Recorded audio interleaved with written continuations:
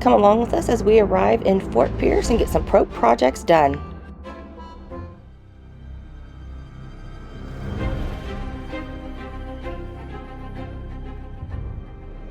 Hi, I'm Cookie, and this is my husband, Jay. We go on sailing adventures and hope you'll join us as we sail with our 4 pets we call the tail crew: Andy, Scout, Oscar, and Cheddar. Come along and enjoy some fun.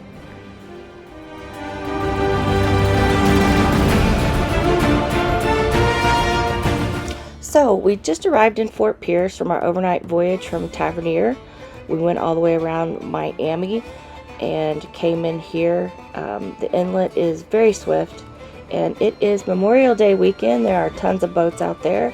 We are gonna take a nap and get some rest after that long trip, and then Jay is going to go to West Marine to pick up some supplies, trade in our Starlink, which quit working and is still under warranty. So hopefully we'll get that replaced, and then we'll install our new Traveler line that we're replacing. You can see there where it broke. And yeah, come along with us as we do some boat projects. We bought a new clutch because the other one, part of the reason we're doing this project with all this rope is because I broke the other one with the winch. Yeah, that's a lesson I learned the hard way. So, rope, clutch. Alright, so the rope goes in. We'll open the clutch. Goes in. And then it clamps down. And won't go that way. But if you need to tighten something, you don't have to open the clutch. You can still tighten it. Yeah. But so the first thing we have to do is remove the old clutch to get the new one installed before we can install the new line for the Traveler. And you can see Scout is helpful, and I'm trying to be helpful. I'm not very mechanically inclined. I can crochet all day long and craft, but when you actually give me real tools like a screwdriver, things like that, it's pretty entertaining to watch. But to Jay it's probably a little frustrating. Probably took us a little longer than it should, but we ended up getting that clutch installed, or mostly Jay did. It's a good thing he's really handy. So while Jay finishes installing the clutch, let me tell you how I broke the Traveler line. I forgot to open the clutch, and I got it in a bind with the winch, and I snapped the line. So this main line is really important because it works the boom for the mainsail from port to starboard, which helps us trim our sail to maximize our wind power. So once it broke last night, we pulled the sail down and motored the rest of the way because we didn't want to run into a situation where we lost control of that boom. That would be really dangerous. So you can see Jay's feeding the lines and I'm feeding him through the clutch here. And of course this is in fast forward. We really don't move this fast. And while we're doing this, we're watching a bunch of boats zoom around us. It's Memorial Day, and although it's a very beautiful day, it is a little hot, and we are getting to hear music from all the different center consoles that are passing us by.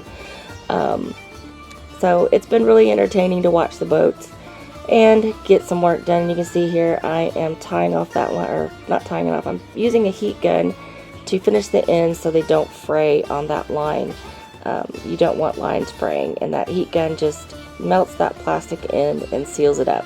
So I was able to use that, kind of like a glue gun. It's very important you don't touch it because it is very hot. Okay, so it was really nice to finish up this project. I felt really bad for breaking the line, and but it's all done. And actually that clutch, the new clutches work like a dream. They're very smooth. And you can see Andy here, he is tired from just watching us work. So after all that work, we made some dinner before we sat down to relax and get a really good night's sleep. And today on the menu is pork loin and more potatoes.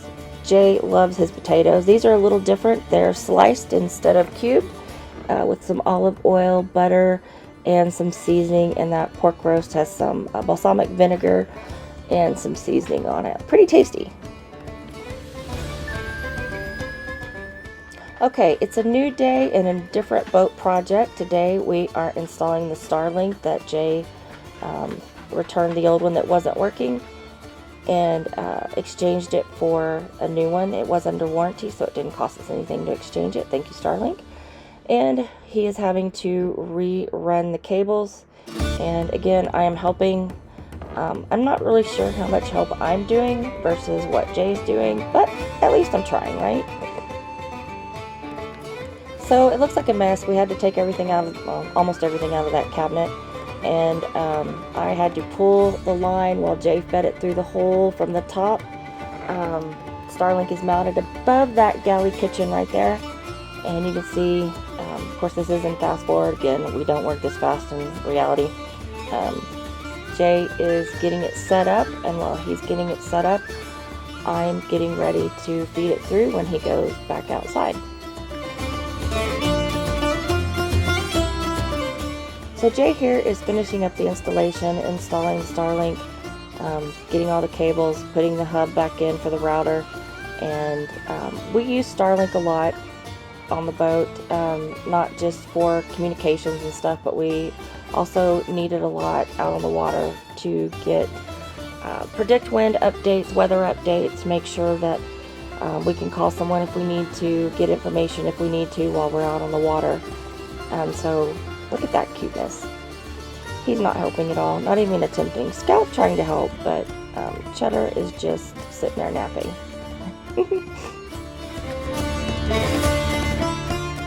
So we're on to the next boat project for the day, and that is replacing the port aft bilge pump. Now, bilge pumps, what they do is you have water coming into your hull from condensate, from refrigerators, air conditioners, and it's normal to have a little bit of water in there. Your bilge pump will pump that out. Now what happens if you start getting too much water into your hull, say you have a breach in your hull or something, the bilge pump alarm will sound. And so it's very important to do your safety checks on a regular basis to make sure that all bilge pumps are working. Now you have bilge pumps in each hull on a catamaran and then in each engine room. So that's 4 bilge pumps total. So when Jay checked this one, it wasn't working, and we usually carry at least 1 or 2 replacements. And you can see there, he's got the old bilge pump and the new bilge pump, and it's a good thing he's handy again because I would not know how to do this. And you can see he's making that replacement. So it's very important to do all those safety checks because, you know, we really don't want to sink out there anywhere.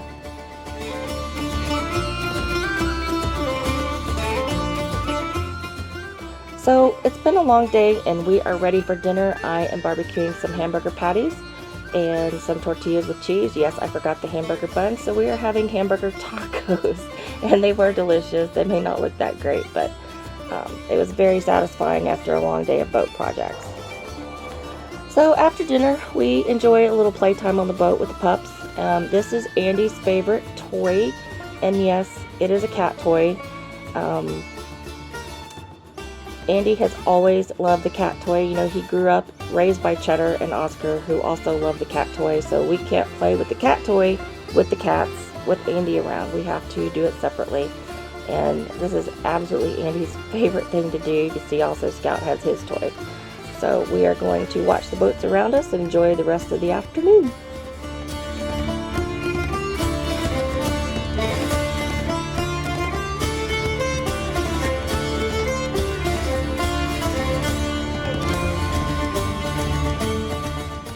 So last night, right around dark, we started drifting and dragging anchor.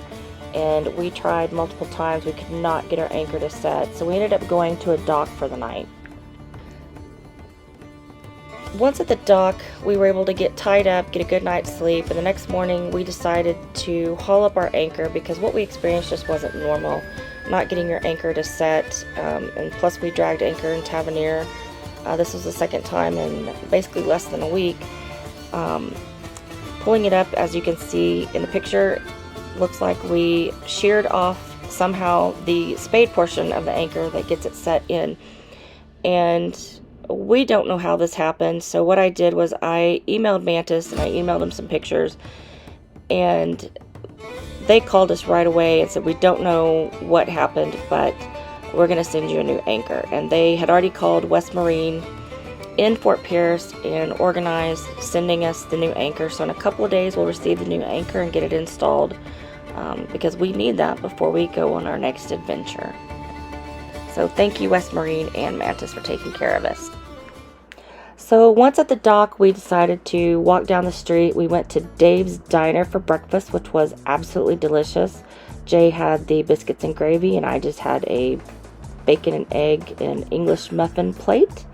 And then they gave us a cute little sticker, and we paid the bill. It was $32. And we are going to head out and have a little bit more fun. We've got to catch an Uber.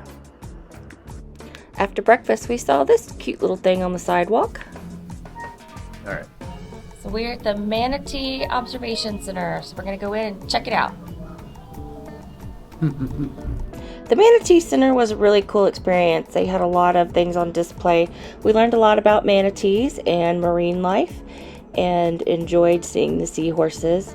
Even though we didn't see any manatees that day, we still enjoyed it and had a lot of fun.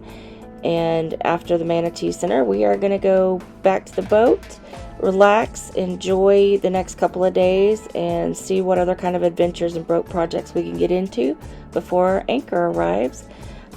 Once we get that anchor, we will be setting off on our next adventure.